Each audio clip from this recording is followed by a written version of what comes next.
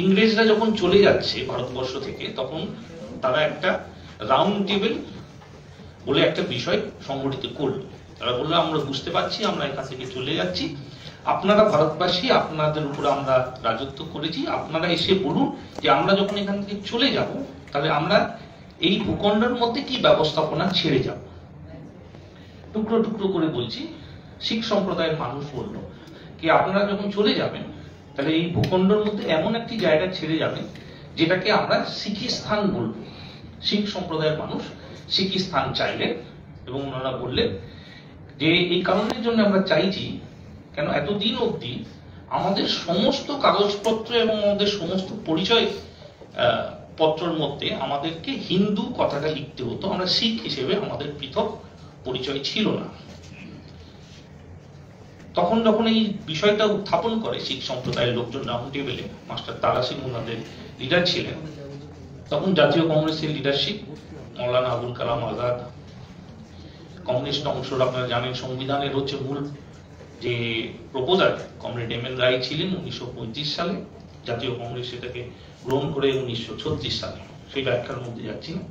Communist যারা ছিল তারা গিয়ে মাস্টার তারা সিং এবং শিখ সম্প্রদায়ের মানুষের সঙ্গে কথা বললো যে নতুন ভারতবর্ষ যখন তৈরি হবে তখন এই সংবিধানটা রচিত হবে, সেই সংবিধানের মধ্যে শিখ সম্প্রদায়ের মানুষ তাদের নিজস্ব হচ্ছে ধর্মের পরিচয়ের ভিত্তিতে তারা আত্মমর্যাদা বহিঃপ্রকাশ করতে পারবে, নতুন ভারত সেই পথে চলবে।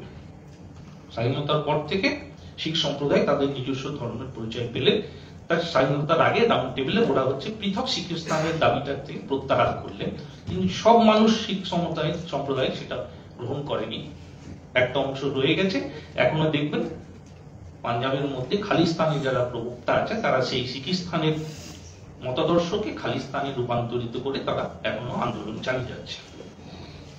অন্যদিকে হচ্ছে শিডিউল কাস্ট শিডিউল ট্রাইবের মানুষ হচ্ছে সেই রাউন্ড টেবিলে তাদের লিডাররা বললো যে আমরা এতদিন ধরে হচ্ছে ধর্মের মধ্যে যে জাতি প্রথা আছে আমরা শোষিত রয়েছি, আপনারা যখন চলে যাবেন এমন একটা ব্যবস্থা এখানে ছেড়ে যাবেন যেখানে নির্বাচন হবে সেখানে দুটো করে প্রতিনিধি থাকবে, ডুয়েল কনস্টিটিউয়েন্সি, একটা জেনারেল থাকবে, এটা শিডিউল কাস্ট শিডিউল ট্রাইবের প্রতিনিধি থাকবে।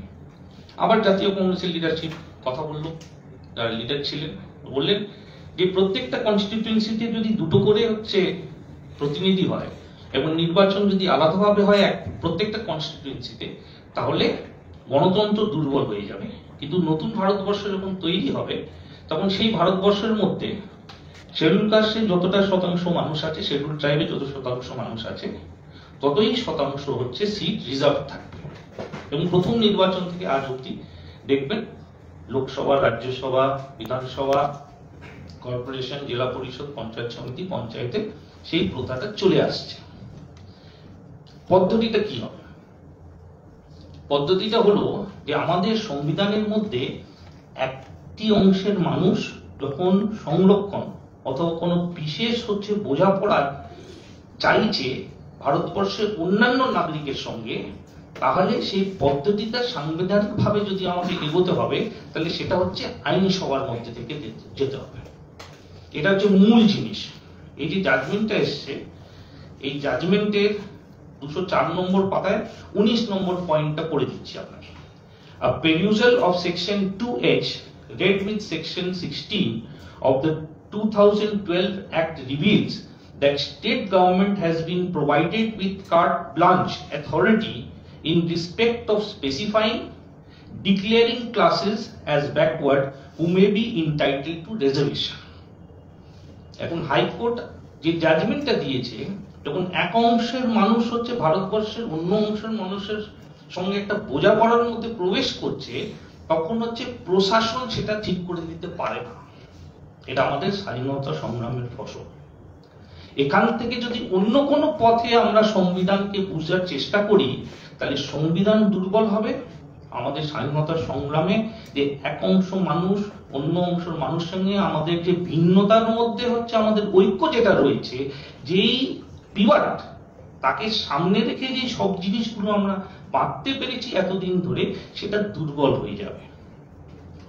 ফলে আইনটা করতে হবে, আইনটা আইন মতন করতে হবে, আইনটা আইন সভায় প্রণয়ন করতে হবে, আইনসভায় এমন কোন আইন যদি তৈরি হয় যে আইনের মধ্যে থেকে প্রশাসনকে এই দায়িত্ব দেওয়া হয়, তাহলে সেটা হচ্ছে ব্যাড ইন ল।